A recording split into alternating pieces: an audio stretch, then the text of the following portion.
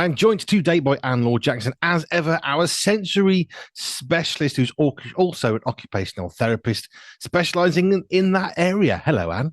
Hello, it's good to see you.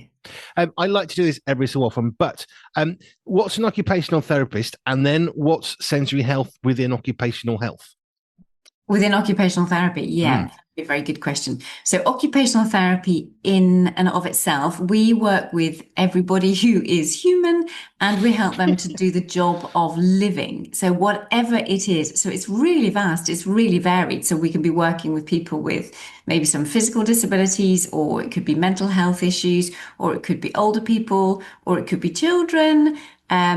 We could be working outdoors, indoors, in clinics, in hospitals, in schools, in outdoor adventure centres, working online, which is my area mainly. So we can go into anywhere and do anything. But the skills that we've been taught are that we dissect what it is to be human. You know, we've learned physically what's going on, emotionally, psychologically, all the aspects that make us who we are. And then I have focused in postgraduate training in the senses and understanding how sensory processing and integration affects our sensory health. So that's why I termed my other name as a sensory health coach, and even sensory health, because it really wasn't about 5 years ago. There was hardly anybody talking about sensory health.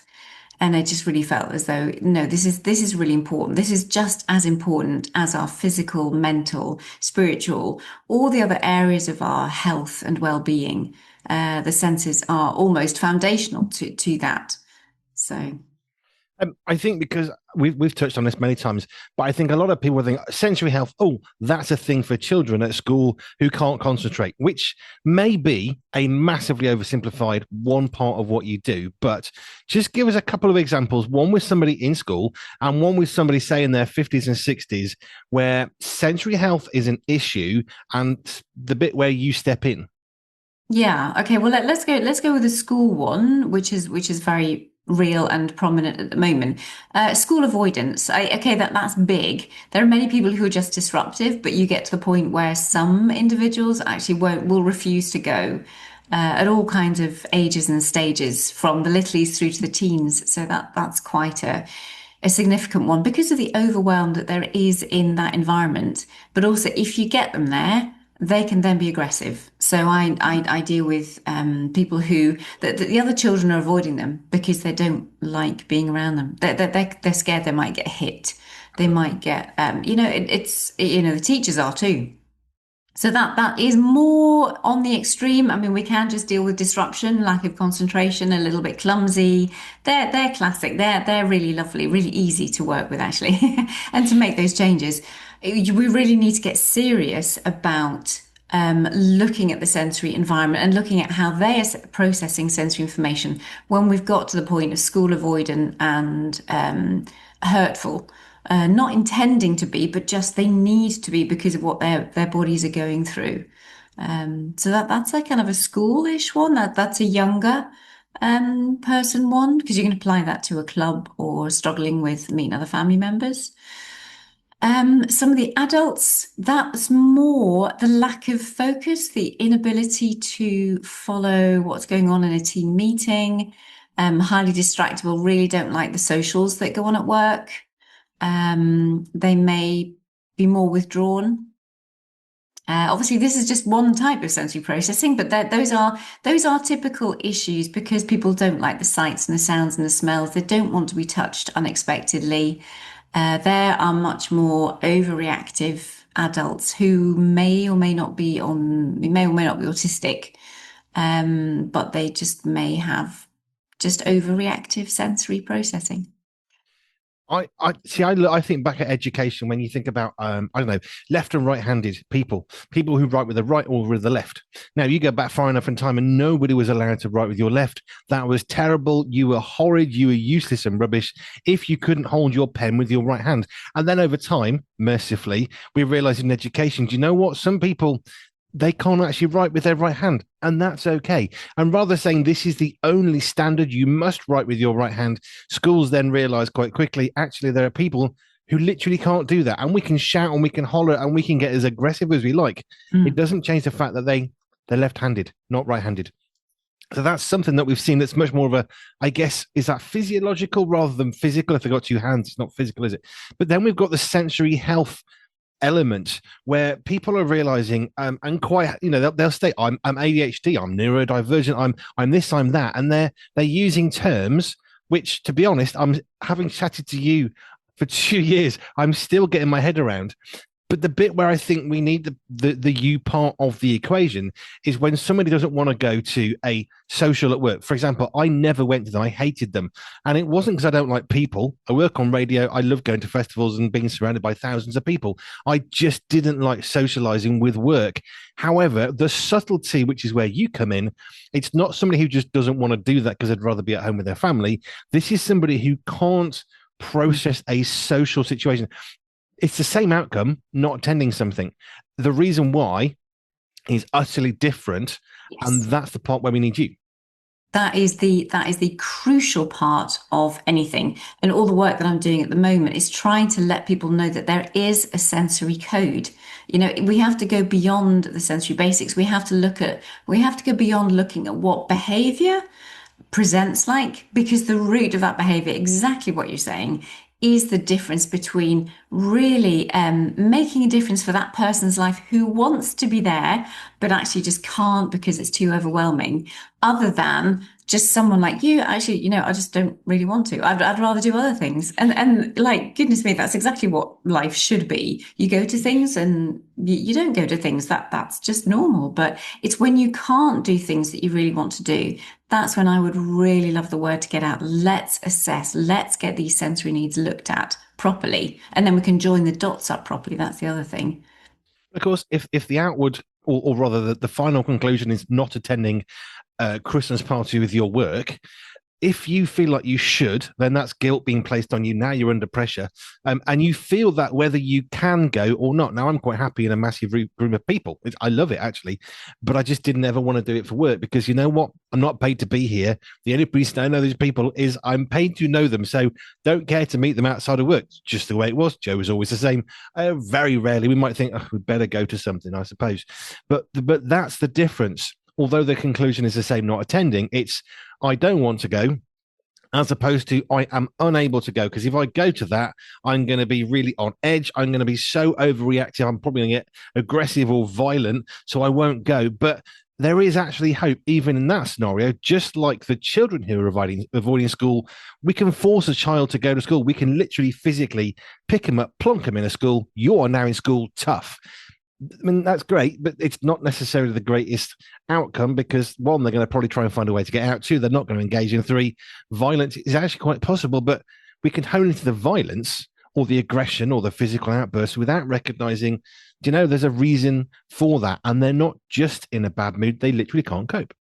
Yeah, absolutely. And then the way that we handle that, just writing an article for your magazine, actually, just about that at the moment. It's about those, the how we can really make things worse when we don't understand this. And you can compound something that could be easily dealt with in 5 minutes, and it just gets compounded, and it spoils everybody's day. It can last for hours.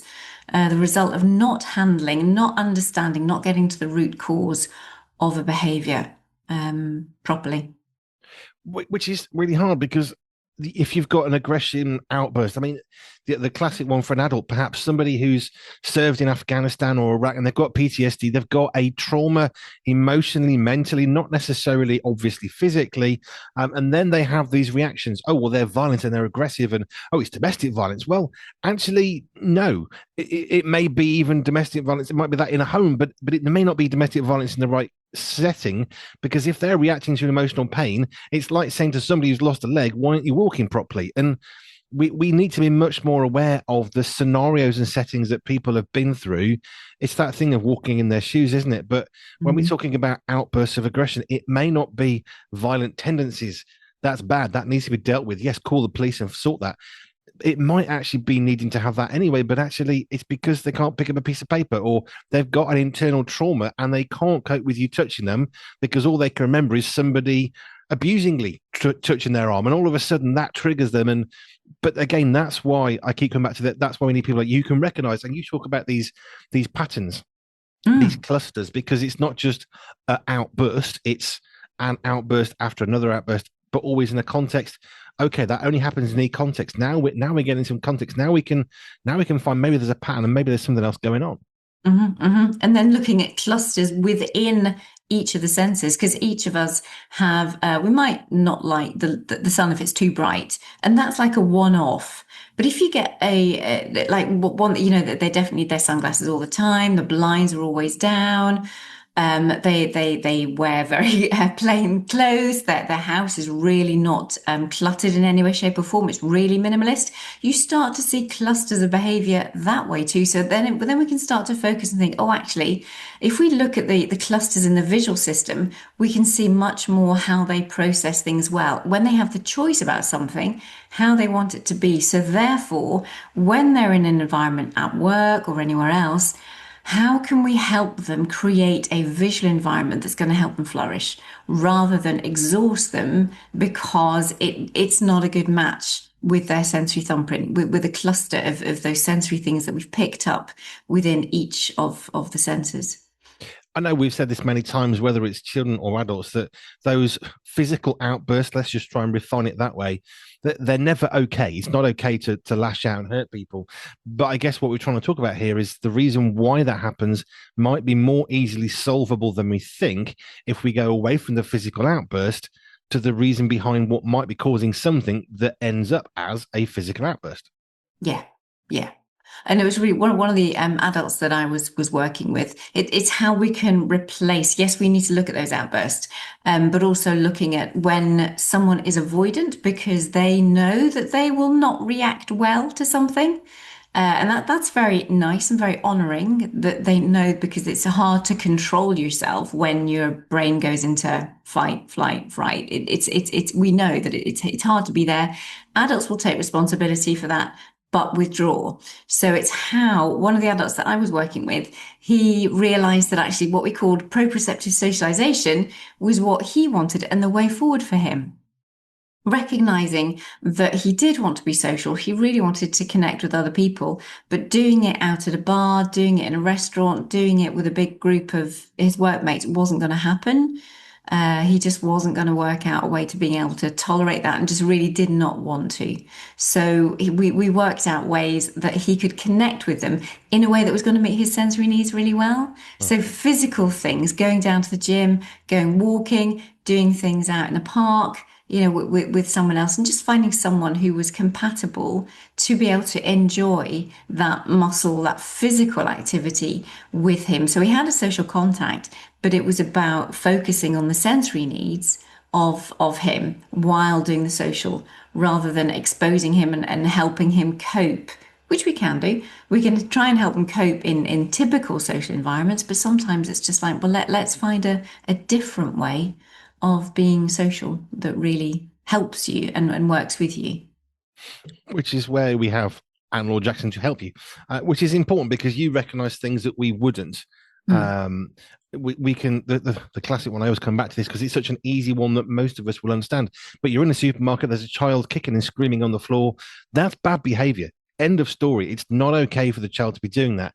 However, the reason why they're doing that might be poor discipline at home. They want something the parents indulge them. Never necessarily a healthy thing.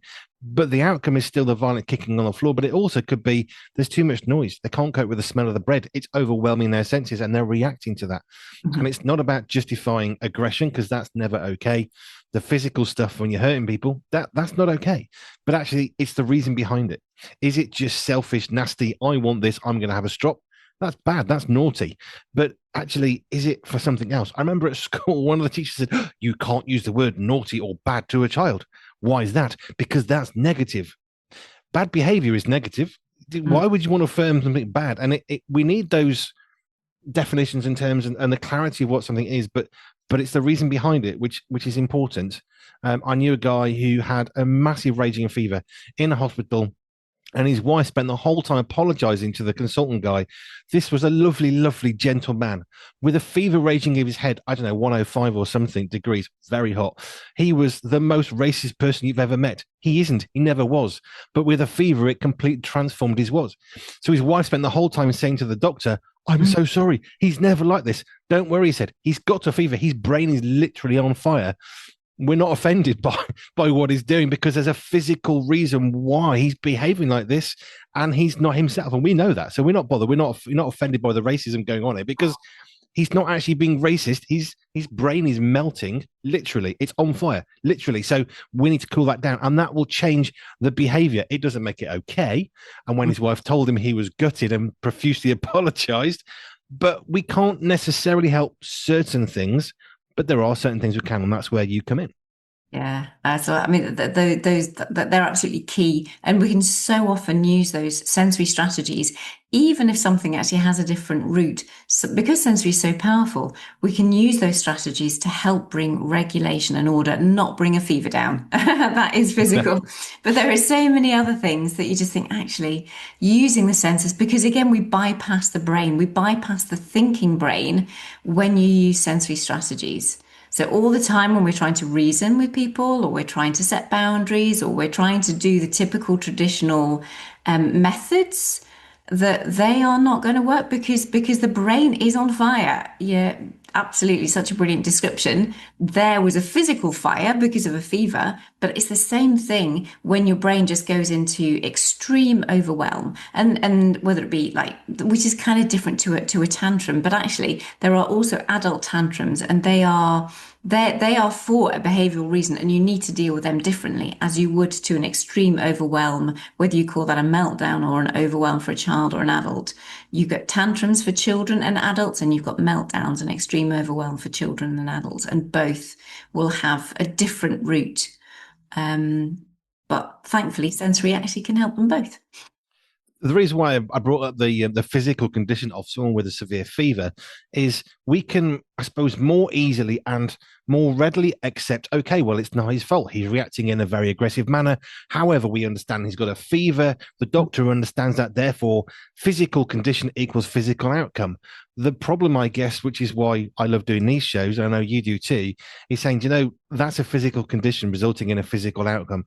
But there can be a sensory issue, which may not be quite so obviously physical, resulting in a physical outcome. It actually can be the same, not necessarily fever. That is physical. However, there are sensory things that can lead there. Yeah, yeah. And I love the fact that it is for all ages, and we need to look at it for all ages. That's the strong push that's going on with me at the minute, just really trying to help people see at every single stage in life, there is something that if we can at least help ourselves from a sensory perspective, life will be a bit easier with everything else that we keep with, that we deal with and cope with. We are continuing our series on sensory healthy stuff, but that was a really good nearly 20 minutes of conversation, which just randomly happens, which is great. I wanted to touch on a sensory healthy area because your other part on a Tuesday, which is Dr. Richard Scott, has recently retired. So I was thinking about sensory healthy retirement. Oh, As a topic. I mean, that's the bit that I can yes. comprehend is you're going full bore in a job, you might wind down slowly and then you stopped. Ah. And then there's going to be a sensory healthy change and modifying stuff going on. So there you are. Oh, Sensory okay. healthy Well, retirement. okay, let me go. Because ironically, what has come to mind was the difference with being with a little 1-year-old yesterday. We were here, we were here playing in our centre, in my centre here. And she's just a delight. And there was a calmness, and she was following instruction, just doing her own little thing. And the mum has just been with her all the time. It has just been them in their environment. She hasn't gone out. I'm not criticizing anything that happens here, but I'm just putting it into context. There was no other nanny. There were no nurseries. There was no anything else. The mum had a lovely understanding of the little one, and the little one has been in an environment that the mum has been able to adapt to all the time, and her behavior is gorgeous. Just absolutely lovely. And that calm, content, coordinated and confident little girl, which is how I class sensory health, those four C's. This was just her. And I was wondering, just reflecting last night on the difference between being in an environment where you can choose, because the mum is a stay-at-home mum. So that's an environment that family can choose. And therefore, when you come to retirement, you are also completely reframing everything. So now you have that choice to step back and start regulating everything that is in your life because you don't have to get up at a certain time. So therefore, how do you choose to wake up? Do you set something that will stimulate your auditory system? Do you actually want an alarm? Or do you want to wake up naturally with the sunlight? So use your visual system to wake up. How much energy do you want to be expending during the day doing things that you don't want to do? And therefore, how much downtime do you need? How much exercise do you need to feel well? How much of slow, calming music do you need at the end of the day? Well, actually, if you've been in control of your sensory environment throughout the day, then you might find that you need a lot less of this in the evening because actually you have found a really lovely state to be in. And you can do that 24/7 because depending on what else you choose to do with your life, you have very little other pressure in the same way that either being a parent or being in work will do for you. It got me thinking really because the bits I can imagine are I remember we went through a time as a family when there was so much stress. We'd lost jobs, there were floods in the house, and there was just relentless pressure. And I remember we got to the end of that, and the flood had been fixed, the floor was sorted, we had a new job, we moved house, everything had become calmer again. There were moments of agitation which we couldn't quite understand. And what we realized was we're not now under stress and duress because obviously moving house in itself has its own Mm. issues. And as we started to calm back off that, we realized that all the stress that had been in the previous home had gone. And then there was an agitation that we are all struggling with that kind of felt like frustration, agitation, boredom. And we recognized after a little bit of time, we haven't got stress. And the lack of stress is actually causing stress, which is weird to speak out loud. But I would imagine that is probably the only thing I can kind of comprehend with someone coming to retirement in any sort of a job, whether it's an office, driving a truck, I don't know, in a hospital as a nurse or whatever you might be doing. But when you come to the end of that, there's a stress from the lack of stress. And also, I think within that becomes then how much of purpose fits into the stress.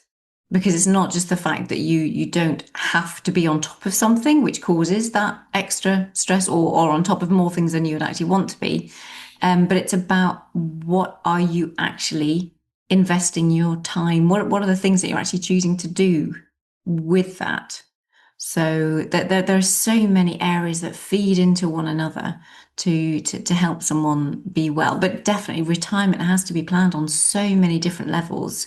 And I think having that dissection of their sensory processing needs within that can really help people flourish into retirement rather than kind of feel very uncertain, unsettled about what the future holds and where they're going. I guess, I mean, I'm not old enough for retirement, just saying. But I guess one of the issues is going to be if, and this, I remember there's someone talking about it, that there was this nurse, she'd been a nurse for 40 years, whatever, retired. And every time they met as a group, as part of a church on a Wednesday evening or whenever it was, the nurse says, right, I need to be home by 9. And they're all saying, what, we're just about arriving. Yes, but I get up at 4 o'clock in the morning. Why? Well, I did for 40 years. Great, but you don't have to. And actually, it wasn't just a bit of a, oh, we can try and accommodate this. It was actually quite a severe issue because everyone's saying, we don't even get home from work till 7, 8. If we're here for this couple of hours together, then at 9 o'clock, and you wanted to go home, how that's never going to work. And it caused a lot of angst. And I don't know whether she stayed or not, but in the end, I'm looking in from outside, nothing to do with me, but I'm thinking, yeah, I'm sorry, but she needs to adapt to the situation she's in because she hasn't got to do that. And she's trying to tell 15, 20 other people, yep, do it my way. Well, actually, no, there is an idea of the greater good. We need to be careful with that. Otherwise, it's utilitarianism, which is bad ultimately. But actually, don't get up at 4, get up at 6, and then you can actually partake in normal stuff with life. Yeah, yeah. And it's how we learn to negotiate and to work with others over those things. It's that's the delicacy of caring for someone to help them through that transition. Because as she says, and that there are certain things that are well ingrained over a lifetime of working, and it's how we help people. Mm. Because I mean, again, the occupational therapy part of what it is that you train to do, and obviously you're using that now, specializing in sensory health. But it's about getting people to engage in life, either in the workplace or in a school or just in life generally. But that lady was really, really no. I get up at 4. That's the end of it. Tough. Accept it. And the problem is that nobody else is going to accept it because they're not getting up at 4, and they don't need to, and they couldn't actually because they're starting work at 9 or 10 o'clock in the morning. And there is an element of how do we continue to engage in society. And I think about Dr. Richard Scott, your Tuesday co-part, and he's retired, and he very wisely, his wife did this earlier in the year, but he's taking time, deliberately not doing stuff, to think, okay, well, I've worked for this long as a GP, 40 years, 30 years. Mm. Now I need to take a pause and a stop, not because it's good to pause and stop, but if I don't stop and pause and just reflect a little bit, I'm going to end up diving into stuff while I can. And maybe that's okay. But retirement for me is not about doing nothing, it's about doing something different. Mm. But if we don't take time to work out what we might want to do, we'll end up diving into stuff that perhaps isn't the best thing for us to do for the rest of our working able life. Because 65, we don't just stop having functional roles. No, no, absolutely. And also it's similar. It's interesting timings. I'm going through that season change as well, when my last one leaves home in a couple of weeks. So it's like I am moving out of being mum orientated with family as number one to then flipping to saying, actually, I have a lot more time and energy and focus that I can apply. And at the moment, it is mainly going into this, because obviously this is what I absolutely love to do. But there are also other things that I think are going to be really important for me to do. And yeah, we all, whatever life stage we're in, let's stop and pause and have a chance to reflect. And yeah, I'm going to be feeding into my senses in a fuller way. Now, I chatted with this with Richard, chatted it out, but he had a lovely way of talking about retirement in terms of cars. So rather than retire when we think, okay, that's the end of it, now my functional role is finished, which is a very depressing, terribly negative way, he saw it as having retires, TYRE, new tires. I'm now retired for the next part of my life, not to stop and do nothing, but to stop and do something new.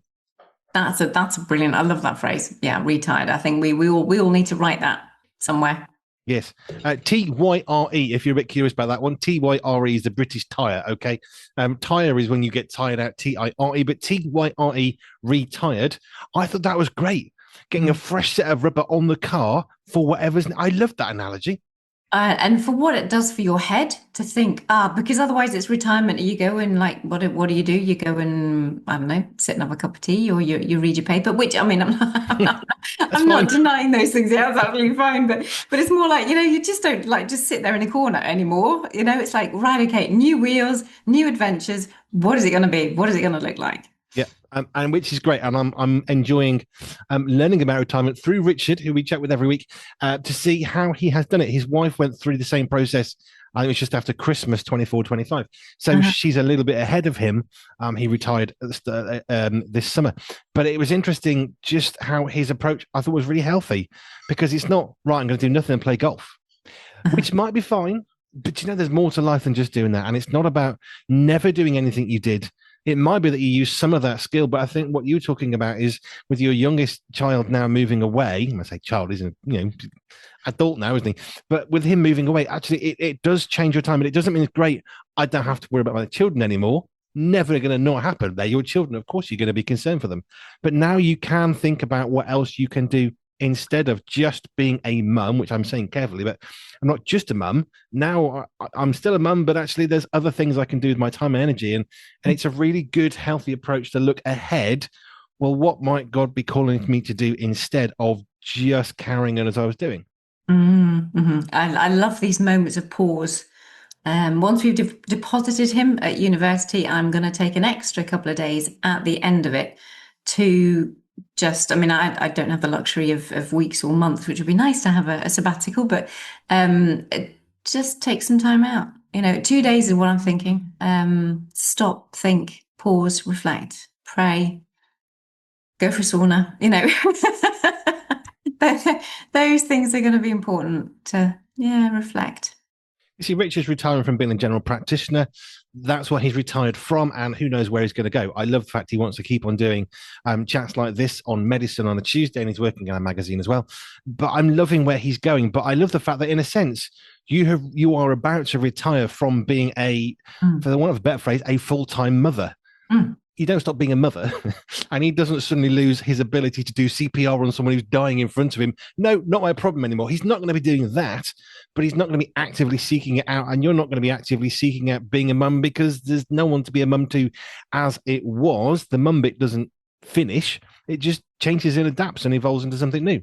Yeah. It's just the sense of not being responsible for the first time in 25 years. It's like, right, boys have brought you up, It's kind of like something happens. I'm here if you want to talk to me. And obviously I'll do everything and would absolutely love being with them again. But I know that it's not my responsibility. If something happens, it's like they'll work it out. That's what they're supposed to do.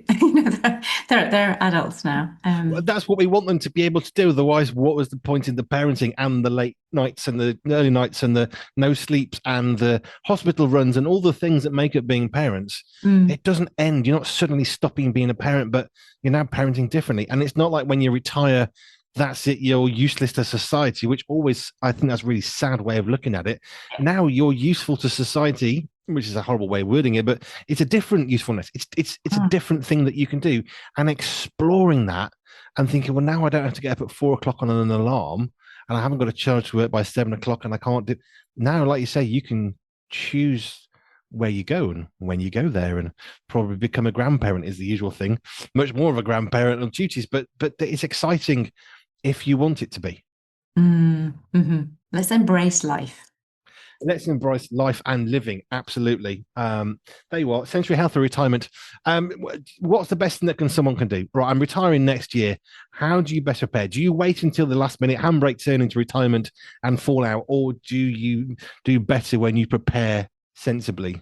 Absolutely. And especially if you haven't taken stock of what your senses do, then take some time to look at your life between now and say 6 months before, or a couple of months before the actual retirement date, and pay attention. It's just absolutely be conscious of the things that you do that feed into your senses. Check the levels of the sights, the sounds, the smells, the materials that you like, the things that you like to relax into, whether you've got like soft blankets that you like to cuddle up with, to have your morning coffee and read your paper or your magazine or check your social media or whatever. Have a look at the sensory environments of everything.